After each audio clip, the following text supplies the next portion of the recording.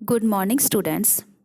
हम BA second year के practical में क्वांटिटेटिव मेथड मात्रात्मक विधियों के बारे में चर्चा कर रहे थे, जिसमें हमने जो पिछली वीडियो बनी थी उसमें वर्णमात्री विधि यानी कि कॉरोप्लीथ मेथड के बारे में पढ़ा था। उसी में आगे बढ़ते हुए हम मात्रात्मक विधि में जो इसका दूसरा प्रकार है सममान रेखा विधि, इसके बारे में चर्चा करेंगे। सममान जिसका क्या है, नाम से पता चल रहा है मान क्या हो, इक्वल हो, समान हो, जिसको आइसोप्लीथ मेथड कहा जाता है।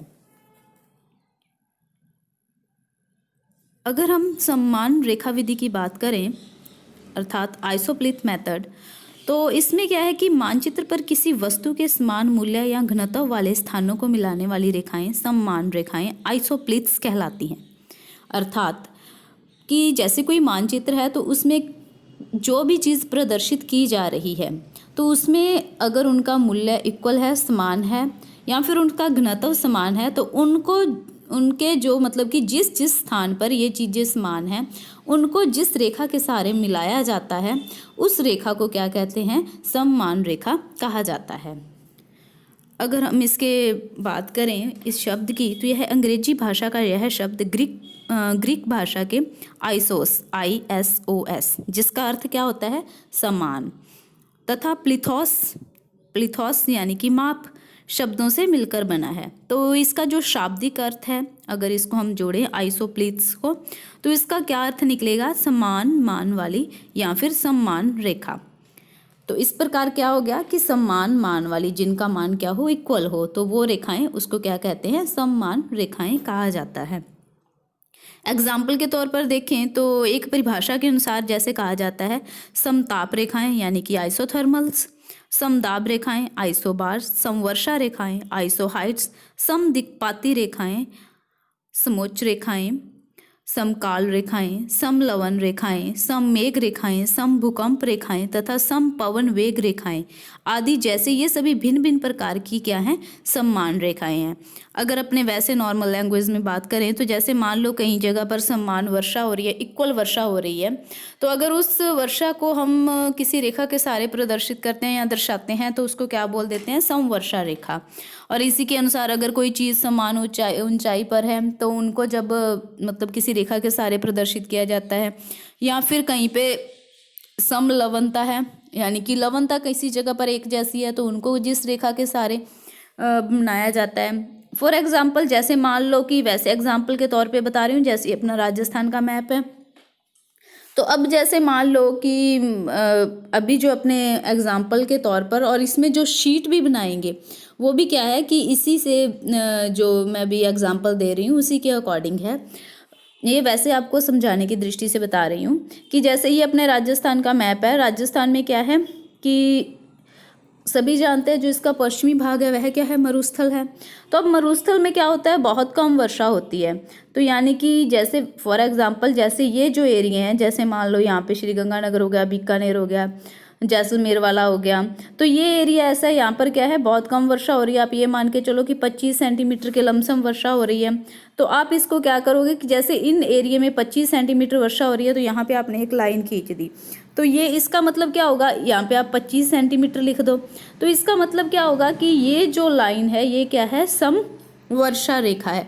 यानी कि इसके जो इधर वाली साइड जितनी भी जगह है या जितने भी ज़िले हैं तो उनमें क्या है, इक्वलिटी है, उनमें किसी चीज़ की समानता है। और वो किस चीज़ की समानता है वो उसकी हेडिंग से पता चल जाएगा, उसके नाम से पता चल जाएगा। यानी कि इसमें वर्षा प्रदर्शित की गई है तो इसमें क्या है, ये समान वर्षा वाली जगहें हैं। तो इस प्रकार क्या है, इसमें कोई भी जो जिस भी अपने मानचित्र में जो भी चीज़ प्रदर्शित कर रहे हैं, जब उनका मूल्य इक्वल होता है, समान होता है, तो उसके लिए हम क्या करते हैं, समान रेखा विधि का यूज़ करते हैं।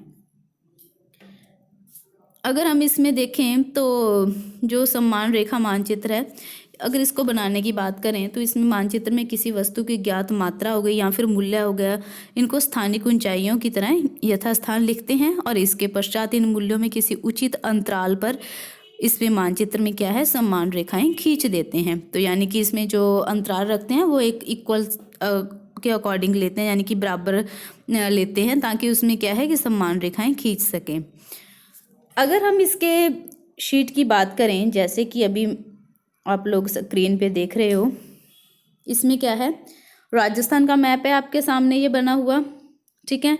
अब जो राजस्थान का मैप है, सबसे पहले तो आप लोगों ने ये चीज़ ध्यान में रखनी है कि जो इसकी मेन हेडिंग है, ये वाइट शीट पे बनेगा डायग्राम। जो अभी मैंने आपको थ्योरीज बताई हैं वो आपने लाइनदार शीट पे लिखनी है और ये डायग्राम जो है वाइट शीट पे बनाना है।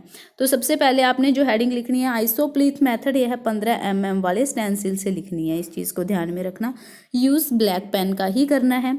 इसके बाद अब इसमें प्रदर्शित क्या किया जा रहा है, जो आप शीट बना रहे हो उसमें किस चीज़ को प्रदर्शित कर रहे हो, तो मैं क्या है इसमें राजस्थान की आइसोप्लीथ्स बता रही हूँ, यानी कि राजस्थान में आइसोप्लीथ किस चीज़ का बता रही हूँ, वो है आइसोहाइट्स। ये चीज़ ध्यान में रखना कि जो राजस्थान में क्या है आइसोहाइट्स का मैं बता रही हूँ।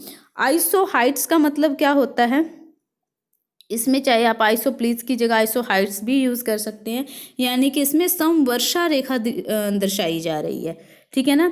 तो ये जो आइसोहाइट्स हैं राजस्थान में, यानी कि वर्षा रेखाएं हैं, तो इस हेडिंग को आपने क्या करना है 10 mm वाले स्टेंसिल से लिखना है। अब आप अपनी शीट पे देखिए, जैसे ही आप क्या है शीट में देखेंगे तो इसमें मैं आपको झूम करके दिखा देती हूँ। ये आपका राजस्थान का मैप बना हुआ है। इस मैप में आपने क्या करना है, एक तरफ नॉर्थ जरूर शो करना है, क्योंकि नॉर्थ के बगैर क्या है अपना मैप कभी भी सही नहीं माना जाता। भूगोल में कोई भी आप मानचित्र बनाते हो तो उसमें उत्तर दिशा जरूर प्रदर्शित करनी होती है। इसके अलावा ये स्केल बना हुआ है। स्केल में आप लोगों को जैसे पहले ही बताया था कि ये मैप जो है वो स्केल की सहायता से बनाया गया है। इसमें आप लोग क्या है 3 सेंटीमीटर का आप खींच सकते हो। 3 सेंटीमीटर का खींच के इसको 1-1 सेंटीमीटर की डिवाइडेशन करके, और जो इसका फर्स्ट भाग है इसको गौण भागों में बांट देना, ठीक है। तो ये 3 सेंटीमीटर का स्केल खींच के आप इसको बना सकते हो। अब राजस्थान का मैप बनाना है। इंडेक्स में आप देख सकते हो कि क्या प्रदर्शित किया है, रेनफॉल इन सेंटीमीटर, यानी कि वर्षा दिखाई गई है, वो भी किस में, सेंटीमीटर्स में। तो अब राजस्थान के मैप में ये जो एरिया है, ठीक है, इसको आप देख ले रहे हो, ये जो इतनी जगह है यहाँ पर क्या है एक लाइन खींची गई है ऐसे। ये जो लाइन खींची गई है ये कितने सेंटीमीटर वर्षा की है, 15 सेंटीमीटर वर्षा की रेखा है। इस चीज़ को ध्यान में रखना कि जो ये सबसे पहले जो मैंने अभी आपको बताया कि जो अभी लाइन खींच रहे हैं हम, ये क्या है 15 सेंटीमीटर वर्षा की रेखा के द्वारा दर्शाया जा रहा है, ये वाली लाइन। अब इसके बाद फिर ये जो लाइन खींची गई है ये क्या है 30 सेंटीमीटर वर्षा रेखा है, यानी कि ये जगह ऐसी है जिसमें वर्षा कितनी हो रही है, 30 सेंटीमीटर हो रही है। और इससे आगे आप यही देख सकते हो कि इसके आगे क्या है जो लाइन खींची गई है यह क्या है 45 सेंटीमीटर वर्षा रेखा है। फिर इसके बाद 60 सेंटीमीटर वर्षा रेखा है, फिर क्या है 75 सेंटीमीटर वर्षा रेखा है। और इसके बाद आप सभी जानते हो कि जो दक्षिणी पठारी प्रदेश है, कोटा बूंदी बारा झालावाड़ वाला, जिसको हाड़ौती का पठार भी कहा जाता है, तो वहाँ पर वर्षा अधिक होती है। तो यहाँ पर क्या है ये 90 सेंटीमीटर वाली वर्षा रेखा है। तो इस आधार पर आपने क्या है ये वाइट शीट पर डायग्राम तैयार करना है। आप इस डायग्राम को चाहे स्क्रीनशॉट में लेकर रख लेना। इसमें आपने डिट्टो ऐसा ही करना है, इसमें कोई चेंज नहीं होगा। राजस्थान का मैप बनाना है और उसमें आपने 15 सेंटीमीटर, 30, 45, 60, 75 और 90 सेंटीमीटर की वर्षा रेखा प्रदर्शित करनी है। तो अब देखो मैंने अभी आपको बताया था कि जब इसमें समान मान वाली चीज़ों को प्रदर्शित किया जाता है तो उसके लिए सममान रेखा विधि यूज़ में लेते हैं। तो इसमें क्या है अब वर्षा दर्शाई गई है, वो भी वर्षा क्या है समान दर्शाई गई है, यानी कि पहले 15 सेंटीमीटर हो रही है, फिर 30 सेंटीमीटर, फिर 45 सेंटीमीटर। तो उनके लिए एक रेखा खींची गई है, तो इसी रेखा को क्या कहा जाता है सममान रेखा कहा जाता है। तो इस तरीके से आपने ये शीट तैयार करनी है। आई होप कि आपको ये समझ आ गया होगा। Thank you.